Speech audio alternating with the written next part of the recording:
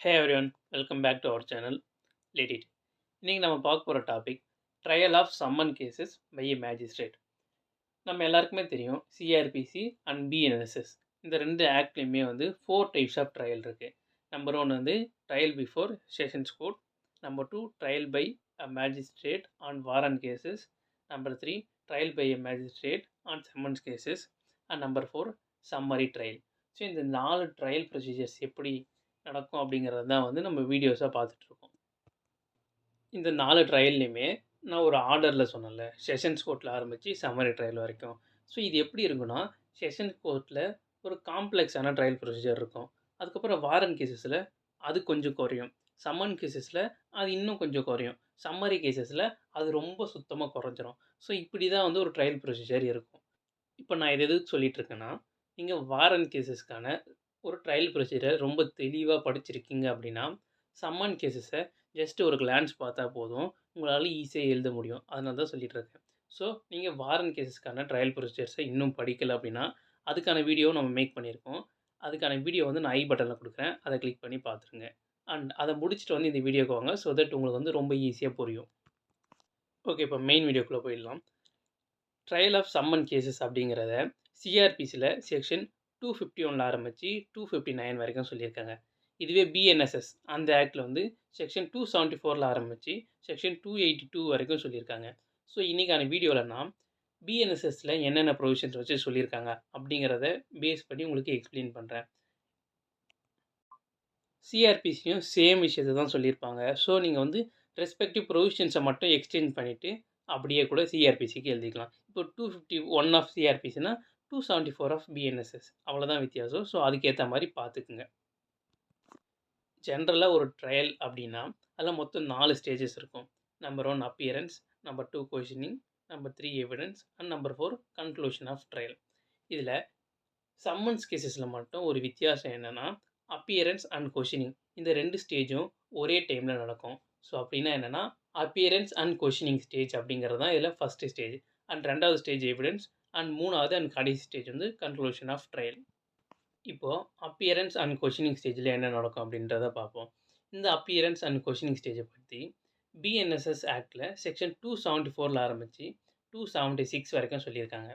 இதில் முதல் செக்ஷன் என்ன சொல்லுதுன்னா, ஒரு அக்யூஸ்ட் வந்து சம்மன் சர்வ் பண்ணி கோர்ட் முன்னாடி வந்து நிற்கிறாரு அப்படின்னா, அவர்கிட்ட அவர் மேலே என்ன கேஸ் போட்டிருக்காங்க அப்படிங்கிறத எக்ஸ்பிளைன் பண்ணணும் அப்படின்னு சொல்கிறாங்க. இதே விஷயத்தை தான் செக்ஷன் 251 ஆஃப் சிஆர்பிசிலையும் சொல்லியிருப்பாங்க. அதே தான் பிஎன்எஸ்லையும் செக்ஷன் 274 சொல்லியிருக்காங்க.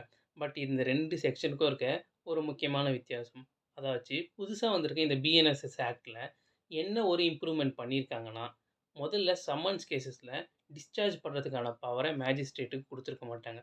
அதாவது ஒரு அக்யூஸ்ட் வந்து நிற்கும் போதே அவர் வந்து தப்பு பண்ணலை அப்படிங்கிறத ப்ரொசியூம் பண்ணி அவரை விடுதலை பண்ணுறதுக்கான ரைட்டுக்கு பேர் தான் வந்து right to discharge by a magistrate.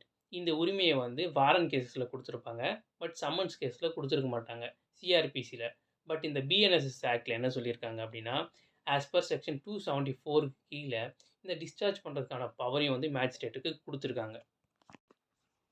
So ஒரு அக்யூஸ்ட் வந்து மேஜிஸ்ட்ரேட் முன்னாடி நிற்கும் போது அவர்கிட்ட உங்கள் மேலே இந்த கேஸ்லாம் போட்டிருக்காங்கங்கிறத அவருக்கு எக்ஸ்பிளைன் பண்ணணும். அண்ட் அதை எக்ஸ்பிளைன் பண்ணிவிட்டு அந்த டாக்குமெண்ட்ஸ்லாம் படித்து பார்க்கும்போது மேஜிஸ்ட்ரேட்டுக்கு தெரிய வருது இவர் வந்து அந்த தப்பை பண்ணியிருக்க மாட்டார் அப்படின்னா, அந்த டைமில் அந்த அக்யூஸ்டை டிஸ்சார்ஜ் பண்ணலாம். அப்படி இல்லாமல் மேஜிஸ்ட்ரேட்டுக்கு தோணுது அவர் வந்து தப்பு பண்ணியிருக்க வாய்ப்பு இருக்குது அப்படின்னா, அந்த டைமில் அவர்கிட்ட வந்து நீங்கள் கேஸை நடத்துகிறீங்களா இல்லைனா வந்து உங்களோட தப்பை ஒத்துக்கிறீங்களா அப்படின்னு சொல்லிட்டு கேட்கலாம். அதுக்கு பேர் தான் கொஷினிங் ஸ்டேஜ்னு சொல்லுவாங்க. ஸோ இந்த இடத்துல அக்யூஸ்ட் வந்து அவரோட கில்ட்டை அக்செப்ட் பண்ணிட்டார் அப்படின்னா, அதாச்சும் நான் தான் தப்பு பண்ணேன்னு ஒத்துக்கிட்டார் அப்படின்னா, செக்ஷன் 275 ஆஃப் பிஎன்எஸ் படி வந்து அவருக்கு தண்டனை கொடுத்துருவாங்க. அப்படி வந்து அவர் அக்செப்ட் பண்ணலைன்னா தான் வந்து இது அடுத்த ஸ்டேஜான எவிடன்ஸ் ஸ்டேஜுக்கு போகும். அப்புறம் இன்னொரு முக்கியமான விஷயம் என்னென்னா, செக்ஷன் 276 ஆஃப் பிஎன்எஸ்எஸ் இது படி வந்து ஒரு அக்யூஸ்ட் வந்து கோர்ட்டுக்கே வராமல் அவர் செஞ்ச தப்பை அவர் அக்செப்ட் பண்ணிக்க முடியும். எப்போனா அவர் செஞ்ச தப்புக்கான தண்டனை வந்து ஒரு ஃபைனாக தான் இருக்குது. அண்ட் அதை வந்து சம்மன்ஸ்லேயே சொல்லியிருக்காங்க. நீங்கள் இப்படி ஒரு தப்பை பண்ணியிருக்கிறதா கோர்ட்டு முன்னாடி வந்து ஒரு கேஸ் போட்டிருக்காங்க. அண்ட் அந்த கேஸில் வந்து நீங்கள் கன்விக்ட் ஆனீங்க அப்படின்னா உங்களுக்கான பனிஷ்மெண்ட் வந்து இவ்வளோ ரூபாய் அமௌண்ட்டு தான் வந்து ஃபைன் அப்படின்னு சொல்லிட்டு அந்த சம்மன்லேயே போட்டிருக்காங்க அப்படின்னா, அந்த அக்யூஸ்ட் வந்து ப்ளீ கில்ட்டி கேட்கலாம். அதாச்சு ஒரு லெட்டர் மூலமாவோ, இல்ல ஒரு ஒரு அட்வொகேட் மூலமாவோ அவர் டைரக்ட்டா வராமலே கூட, நான் வந்து அந்த தப்ப வந்து அக்செப்ட் பண்ணிக்கிறேன். அதுக்கான ஃபைன வந்து கட்டுறேன் அப்படின்னு சொல்லி குடுத்தாருன்னா, ஆஸ் பெர் செக்ஷன் 276 கீழ வந்து அவர வந்து ப்ளீ கில்ட்டி அக்செப்ட் பண்ணி, அந்த ஃபைன வந்து கோர்ட் எடுத்துக்கிட்டு, அவரு அதாவது ஒரு ஃபைன் தானே எப்படி இருந்தாலும் பனிஷ்மென்ட். ஸோ அவர் கட்டிட்டாரு. ஸோ அந்த கேஸ் வந்து அங்கேயே முடிஞ்சிரும். இப்போ 3வது ஸ்டேஜான எவிடன்ஸ் ஸ்டேஜுக்கு போவோம். எவிடன்ஸ் ஸ்டேஜ்னா என்ன? இந்த இடத்துல defence side and prosecution side இந்த 2 சைடும் அவங்க தரப்பில் இருக்க எந்தெந்த எவிடன்ஸ்லாம் இருக்கோ அதெல்லாம் வந்து கோர்ட் முன்னாடி தரணும். எப்பவுமே வந்து ப்ராசிக்யூஷன் சைடு தான் எவிடன்ஸை ஸ்டார்ட் பண்ணுவாங்க. அப்படின்னா என்ன? ப்ராசிக்யூஷன் சைடு வந்து அவங்களோட எவிடன்ஸ் ஏதாவது டாக்குமெண்ட்ஸ் இருந்துச்சுன்னா அதை கோர்ட் முன்னாடி தருவாங்க. அண்ட் இது இல்லாமல் ஏதாவது விட்னஸ் இருக்காங்க அப்படின்னா அவங்களுக்கு சம்மன் பண்ணி அவங்கள கூப்பிட்டு அவங்கள விட்னஸ் பாக்ஸில் ஏற்றி அவங்கள கோர்ட்டுக்கு முன்னாடி அவங்களோட விட்னஸை சொல்ல வைப்பாங்க. அப்படி ஒருத்தர் விட்னஸ் பாக்ஸில் ஏறி அவரோட விட்னஸை கொடுக்கும்போது அக்யூஸ்ட் சைடுக்கு வந்து ஒரு ரைட் இருக்குது. அதாச்சு அந்த விட்னஸை கிராஸ் எக்ஸாமினேஷன் பண்ண முடியும். ஸோ இந்த உரிமையை வந்து இந்த செக்ஷன் 277 டைரெக்டாக கொடுத்துருக்க மாட்டாங்க. பட் இருந்தாலும் வாரண்ட் கேசஸில் அந்த கிராஸ் பண்ணுறதுக்கான உரிமையை கொடுத்துருப்பாங்கள்ல. ஸோ அந்த சேம் ரைட் வந்து இங்கேயும் அப்ளிகபிள் ஆகும். எப்படி ப்ராசிக்யூஷன் சைடு வந்து எவிடன்ஸை கொடுத்தாங்களோ அதே விதத்தில் வந்து ப்ராசிக்யூஷனோட எவிடன்ஸ் முடிஞ்சதுக்கப்புறம் டிஃபென்ஸ் சைடு அவங்களோட எவிடன்ஸை கொடுக்கலாம். இப்போ நம்ம பார்க்க போகிற கடைசி ஸ்டேஜ் தான் கன்க்ளூஷன் ஆஃப் ட்ரையல். இந்த கன்க்ளூஷன் ஆஃப் ட்ரையல் அப்படிங்கிறதே இந்த ஃபாலோயிங்ஸ் எனி கைண்ட் வேணால் இருக்கலாம். முதல் அக்யூட்டல், அதாச்சு அந்த அக்யூஸ்ட் வந்து அந்த தப்பை பண்ணலை அப்படின்னு சொல்லிட்டு கோர்ட் நினைக்குது ஆஃப்டர் ரெக்கார்டிங் எவிடன்ஸ் அப்படின்னா அவரை அக்வீட் பண்ணலாம். அண்ட் ரெண்டாவது கன்விக்ஷன், ரெக்கார்டிங் ஆஃப் எவிடன்ஸ்க்கு அப்புறம் தெரிய வருது அந்த அக்யூஸ்ட் தான் அந்த தப்பை பண்ணார் அப்படின்னா அவருக்கு தண்டனை கொடுக்கலாம். இதுக்கு பேர் கன்விக்ஷன். நார்மலாக ஒரு ட்ரையல் அப்படிங்கிறது அக்யூட்டலாவோ கன்விக்ஷனாவோ தான் முடியும். பட் இந்த 2 விதத்தை தாண்டி ஒரு சில விதத்தில் ஒரு சம்மன்ஸ் கேஸ் வந்து முடியறதுக்கு சான்சஸ் இருக்குது. அது என்னென்ன அப்படிங்கிறது தான் இப்போ பார்க்க போகிறோம். அதில் முதல் விதம் ஆப்சன்ஸ் ஆஃப் கம்ப்ளைனண்ட். இதை பற்றி செக்ஷன் 279 ஆஃப் பிஎன்எஸ்எஸில் சொல்லியிருக்காங்க. அதாச்சு ஒரு கம்ப்ளைண்ட்டை கொடுக்குற கம்ப்ளைனண்ட் இருக்கார்ல, அவரே வந்து அந்த கேஸை ஃபாலோ பண்ணாமல் அதை பற்றி கண்டுக்காமல் விட்டுட்டார் அப்படின்னா அப்போ கோர்ட் என்ன நினைக்கும்? கேஸ் கொடுத்தவரைக்கே வந்து அதை நடத்துறதுல வந்து விருப்பம் இல்லை அப்படின்றப்போ இது நடத்தி என்ன பிரயோஜனம்னு சொல்லிட்டு கோர்ட் வந்து அந்த இடத்துலையே வந்து அந்த அக்யூஸ்டை வந்து அக்வீட் பண்ணிடுவாங்க. அண்ட் இதில் இருக்க 2வது விதம் அப்படிங்கிறது வித்ட்ராவல் ஆஃப் கம்ப்ளைண்ட். அதாச்சு கம்ப்ளைண்ட் கொடுத்தவரே அந்த கம்ப்ளைண்ட்டை நான் வித்ட்ராவல் பண்ணிக்கிறேன் அப்படின்னு சொல்லிட்டாருன்னா அப்போவும் ஒரு ட்ரையல் அப்படிங்கிறது கன்க்ளூஷனுக்கு வந்துடும்.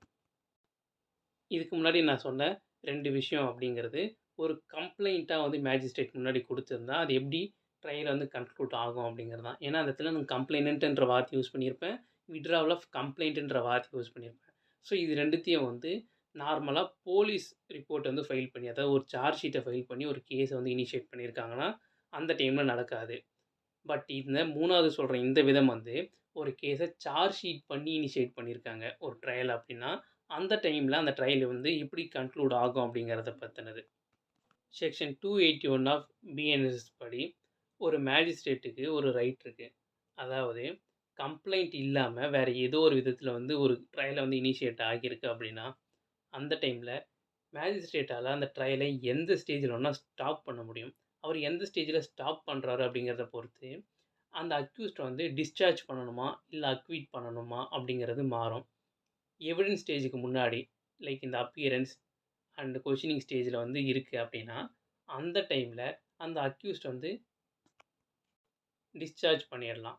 பட் இதுவே எவிடன்ஸ் ஸ்டேஜுக்கு வந்துச்சு, எவிடன்ஸையும் வந்து ப்ரெசென்ட் பண்ணிட்டாங்க அப்படின்னா அந்த டைமில் அவரை வந்து அக்வீட் பண்ணணும் அப்படிங்கிறது தான் வந்து செக்ஷன் 281 ஆஃப் பிஎன்எஸ்எஸ் சொல்லுது. ஒரு மேஜிஸ்ட்ரேட்டால் செக்ஷன் 282 ஆஃப் சிஆர்பிசி படி ஒரு சம்மன்ஸ் கேஸை வாரண்ட் கேஸாக கன்வெர்ட் பண்ண முடியும். அந்த கேஸ்க்கான பனிஷ்மெண்ட் வந்து 6 மாதத்துக்கு மேலே இருந்தால் மட்டும் இந்த ரைட்டை வந்து ஒரு மேஜிஸ்ட்ரேட்டால் யூட்டிலைஸ் பண்ண முடியும். இதுதான் வந்து ஒரு சம்மன்ஸ் கேஸ்க்கான ட்ரையல் எப்படி நடக்கும் அப்படிங்கிற ட்ரையல் ப்ரொசீஜர். இது வந்து பிஎன்எஸ்எஸ் ஆக்டில் எப்படி அப்படின்னு சொல்லியிருக்கேன். இந்த சேம் ப்ரொசீஜர் அப்படிங்கிறது தான் வந்து சிஆர்பிசிலையும் அப்ளிகபிள் ஆகும். உங்களுக்கு எதாவது டவுட் இருக்குது அப்படின்னா கமெண்ட் பாக்ஸில் கமெண்ட் பண்ணுங்கள். அண்ட் மறக்காமல் நம்ம சேனல் எட்டிட்ட சப்ஸ்கிரைப் பண்ணிவிட்டு இந்த வீடியோவுக்கு ஒரு லைக்கை தட்டி விட்டுட்டு போயிடுங்க. See you again.